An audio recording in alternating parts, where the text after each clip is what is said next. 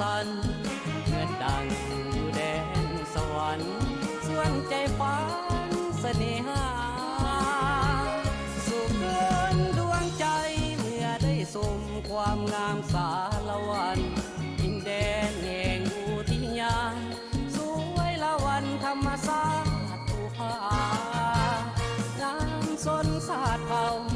ปมเต้าสร้างสาพัฒนาดินแดนสาบซึ้งอุราพาใจซึ้งสมสุดสันสารวันทินนั้นหัวใจขาหล่นพบน้องหน้ามนคนดีกิริยาอ่อนหวานสองเฮานัดกันบันทึกใจด้วยคำสาบานว่าจะหาผูกพันชั่วชีวันบ่มีลืมว่าฝากเสียงเพลงมาเป็นเพื่อนใจกับน้องคนดีน้องจงสดชื่นชีวิตอย่าได้มีโศกเศร้าโศ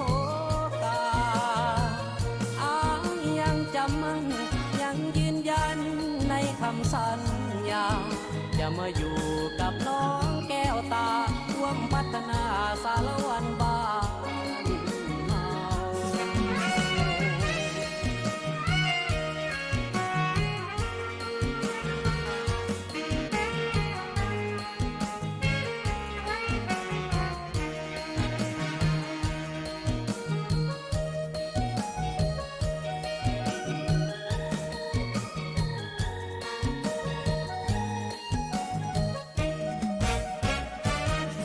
สารวัน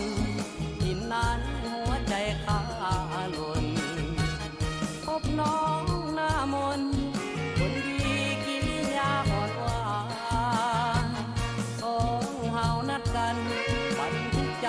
ด้วยคำสาบานว่าจะหาผูกพันชั่วชีวันบ่มีลืมว่าฝากเสียงเพลงมาเป็นเพื่อนใจกับน้องคนดีน้องจงสดชื่นชีวิตอย่าได้มีโศกเศร้าโศกายังจำมั่นยังยืนยันในคำสัญญาจะมาอยู่กับน้องแก้วตาร่วมพัฒนาสารวันบ้าน